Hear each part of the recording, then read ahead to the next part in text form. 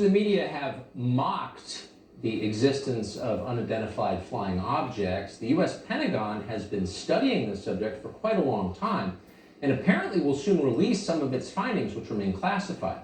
According to a new report in the New York Times, the U.S. government may have physical evidence of, and we're quoting, off-world vehicles not made on this Earth. The government has also released footage of UFO sightings, including a 2004 encounter recorded from an advanced Navy fighter jet. Commander David Fravor is a retired naval aviator who once saw something he could not explain, that science can't explain. We're honored to have him on tonight. Mr. Fravor, thanks so much for coming on.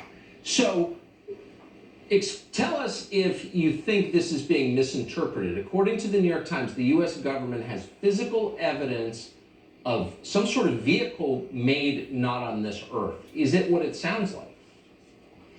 Well, it sounds that way to me, Tucker. I just, I never want to speculate what the government truly has, but I would say there's stuff out there. I mean, the four of us that chased the Tic Tac in 2004 will have attested to it multiple times that what we saw exceeded anything that we had in our inventory, far superior to the airplanes that we were flying in at the time they were brand new. So I would say, yes, there's something out there, and hopefully the government does have stuff. So when we spoke before about this, and you suggested that the object you saw that you chased, the Tic Tac, behaved in ways that challenged your understanding of aeronautics, of physics, and that you didn't think it was likely that that object belonged to a foreign military. Do you think the U.S. government has concluded that this is not Russia, China, or some other country?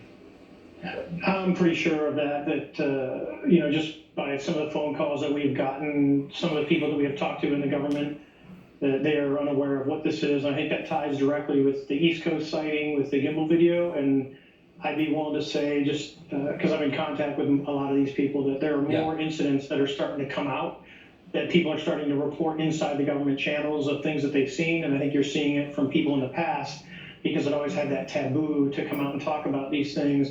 You're now finding people from the past that are saying, hey, I saw this, I just was never told to report it, or when I did, I was told not to say anything. Yes. So I think since 2017, the world is starting to change because of the publicity, because of the attention of the Senate and the Congress, because of people like Marco Rubio and the Intel Committee of telling the DOD, hey, I want to report. I think you're starting to see more and more of that. And I would say if the government does have stuff, and I don't know what they have, but if they do, I would think that, there's probably stuff. Deagle Roswell was 73 years ago. If something did happen, because there's a lot of speculation that there was something other than a weather balloon, where's all that at? Yeah. I mean, if just by odds, something would be here. So that raises the question of why the secrecy? I mean, clearly the U.S. government has lied to the public for maybe 73 years. Why do you think? Well, if we go back to like Project Blue Book and go, it was done, it really did two things. One, it investigated occurrences and sightings that people saw. The other one was it primarily was sent out to debunk, to prove that it wasn't, or to make excuses of why it wasn't. I don't know why. I think some of it was trying to capture that technology, but if something lands in your front yard, there's no reason to deny that it existed, or, or for the government to cover it up, because if it's not collected by some means that's going to question our national security or our offensive or defensive capabilities, then why would you hide it?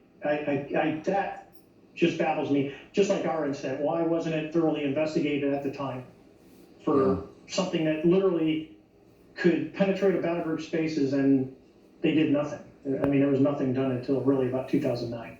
There's a story here that a lot of us can't wait to see. But finally, do you feel vindicated?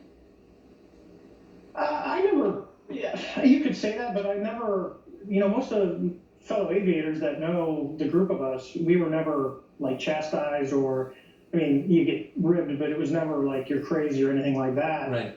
But I know there are people that do have that fear of coming out saying, that it's going to ruin their career. And for me, it just wasn't that. It was never the case. Right. Well, that's the beauty of being a naval aviator. People take you seriously by definition.